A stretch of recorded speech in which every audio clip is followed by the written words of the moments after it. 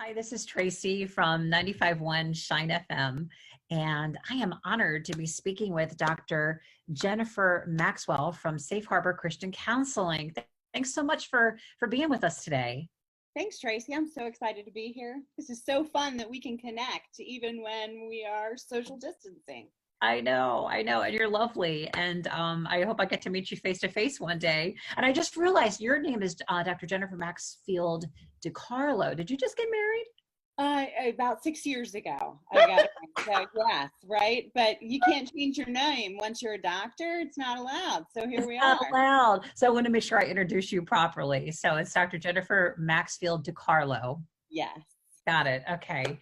So I would imagine that the work that you do at Safe Harbor, you help people. How do you, as a therapist, as a counselor, as a doctor who's trying to help people, how do you do it in this era of coronavirus?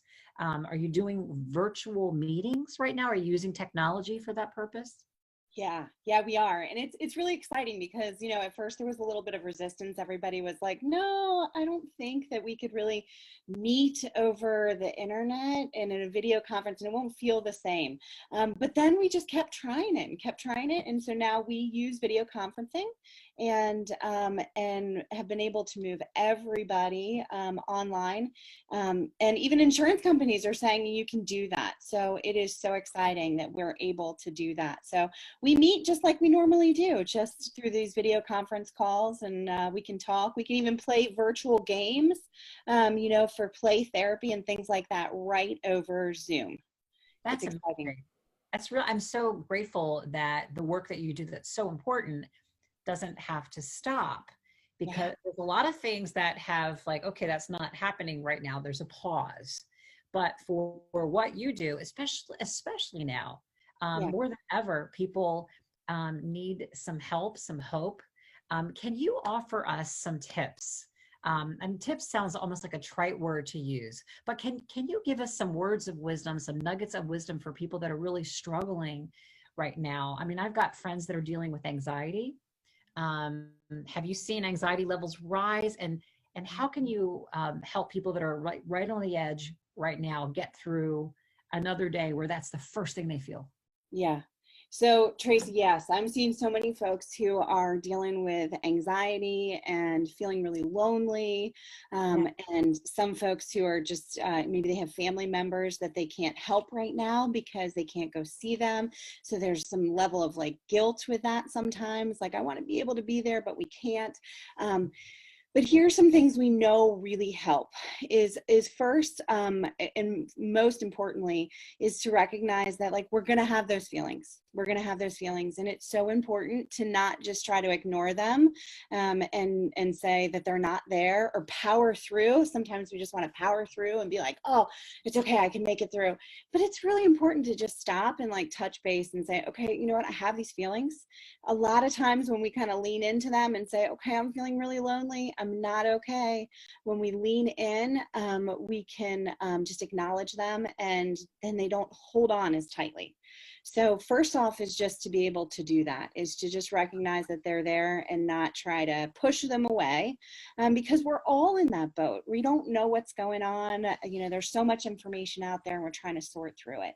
So the first thing I would say is just to like touch base with yourself. How am I feeling today? What's going on with me today? Am I feeling anxious today? Okay. And just acknowledge that that's what it is.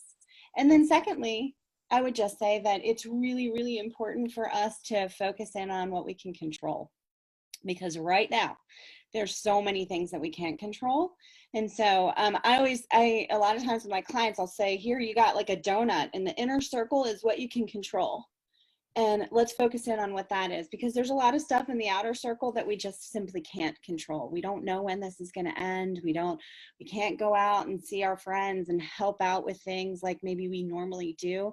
But what can I control in this moment, as opposed to like focusing on, a week from now? What today can I focus in on? That's really good. Really help. So don't power through.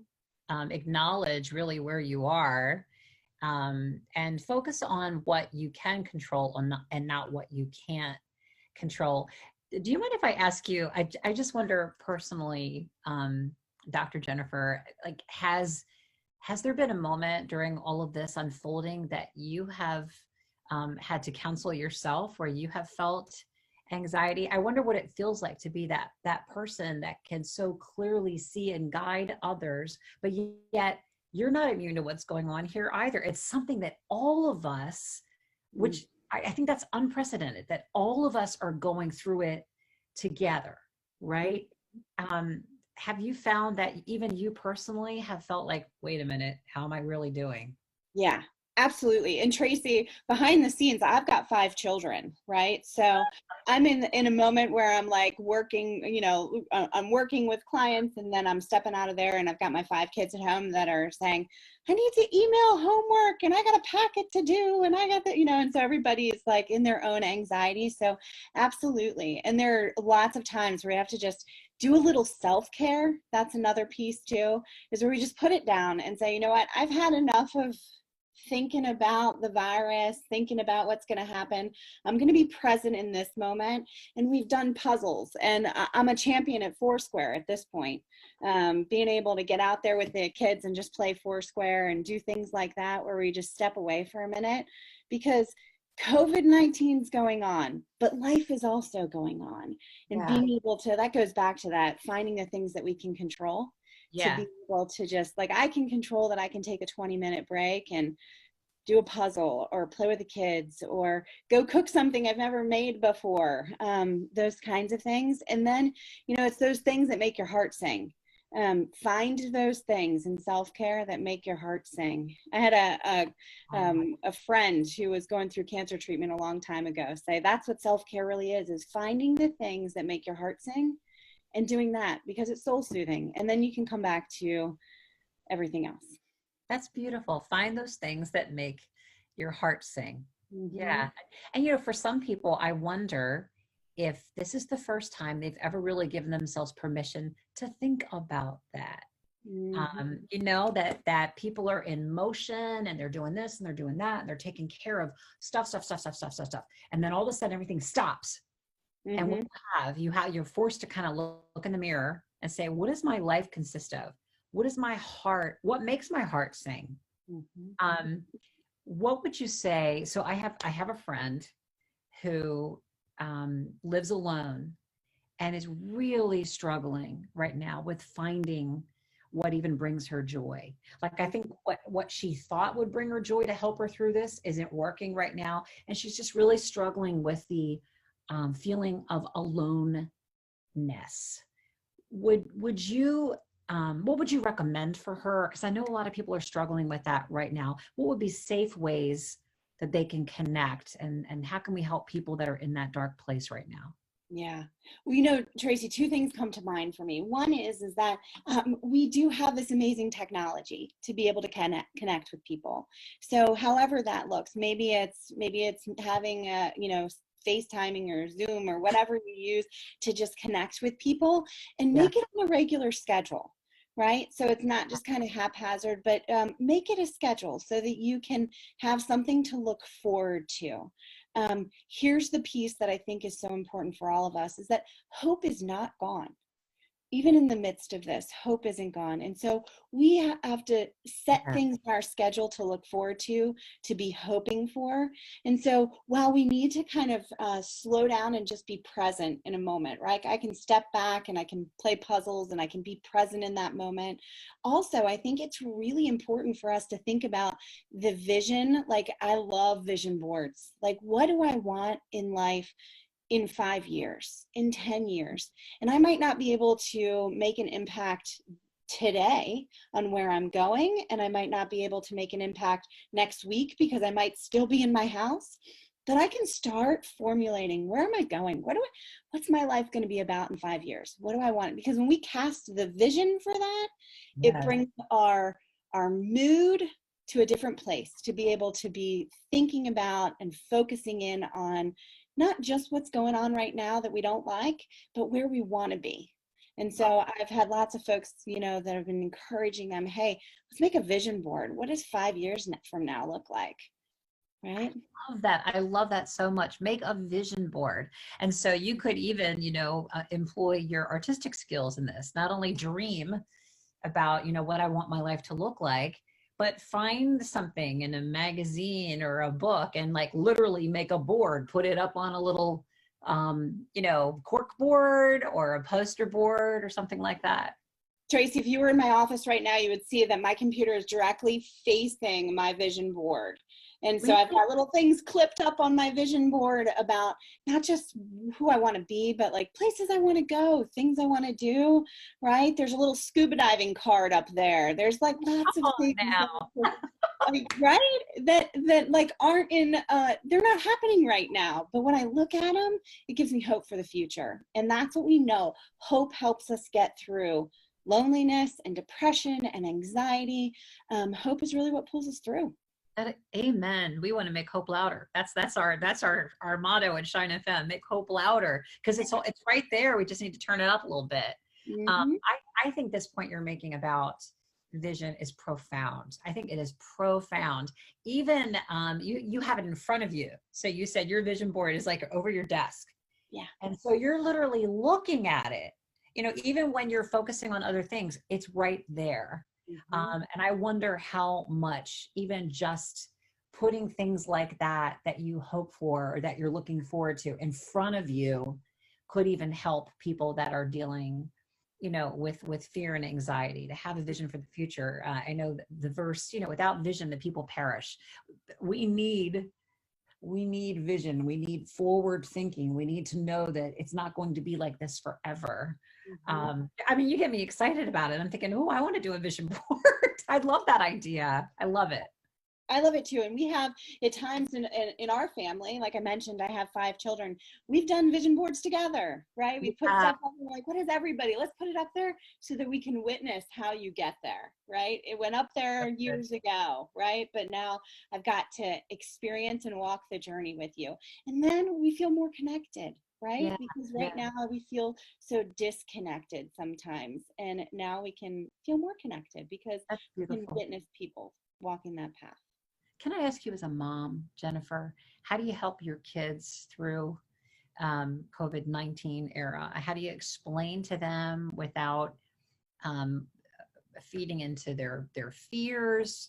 Can you help moms and dads who are listening with a few tips on how they help their kids through this?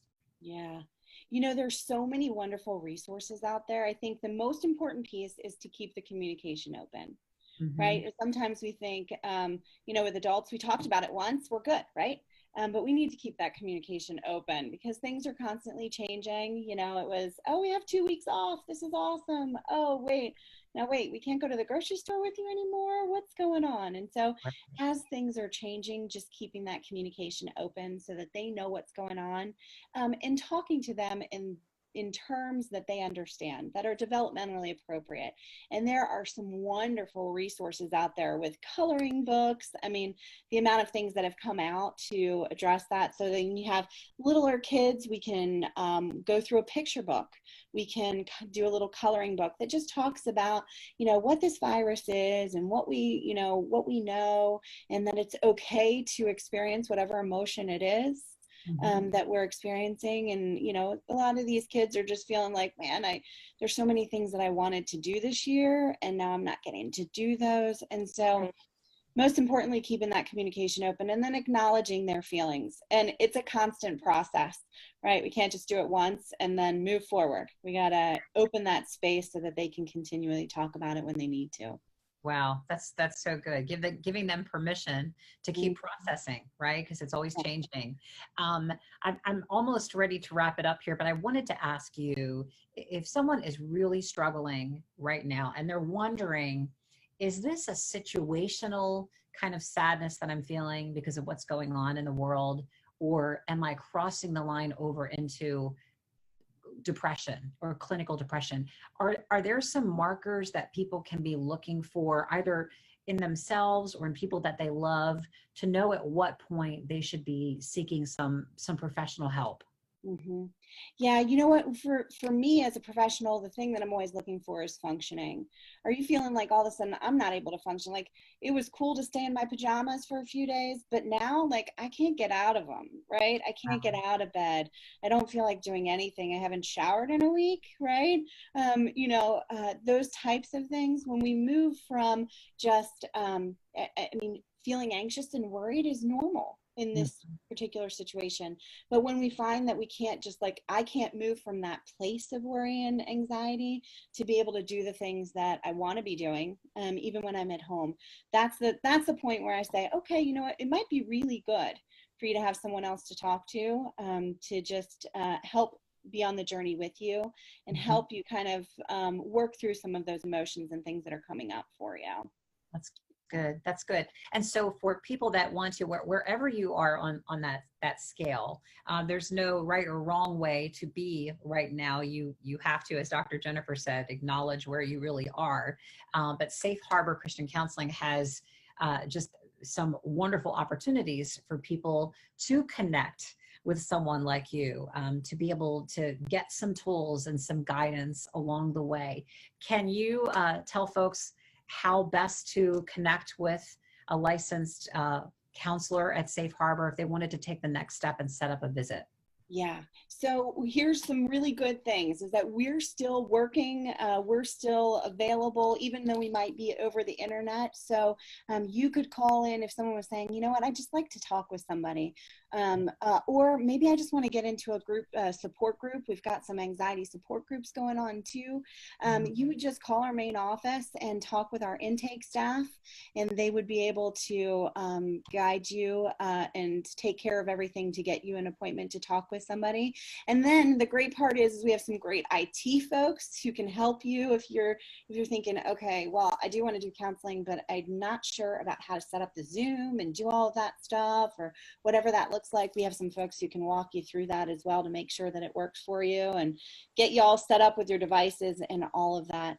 And then the other thing I just want to mention too is that this is such a good time to reach out because a lot of, like I mentioned before, a lot of insurance companies are now, in particular, Care First right now in the local area is waiving all the deductibles and copays. They just recognize how important it is for people to be able to connect. And so Wow. if that's been a barrier and something that you think, oh, like I just got to meet my deductible first and then I'll reach out for counseling, you don't have to do that. So our intake staff will walk you through to see if that's you and if we can help you sort of move beyond that barrier as well. That is beautiful. And should people reach out via the website, Jennifer, or should they give you a call? They can give us a call, and that number is 410-893-4600. And you can call and talk to somebody live in person. You'll still get them. Or there's a link in our website as well at Safe Harbor to also schedule appointments too. That's fantastic. I know your website is Safe Harbor, the number one, right? Yes. .com. Yeah. So, folks that are listening, don't let anything be a barrier to your emotional health and well-being. Right now, it's really a great time and a great opportunity to reach out. There are people that are ready and willing to help. And as Dr. Jennifer was explaining, some insurance companies even waiving deductibles, which is an awesome thing. You should check with your insurance company. Maybe there's some provision there for you. And don't let the technology be a barrier either. For a lot of people, they're like, oh, I don't know how this works. You said you have people there that can help clients work through that, get you set up so it's no big thing. And before you know, we'll all be so good at this, right? Right? Yeah.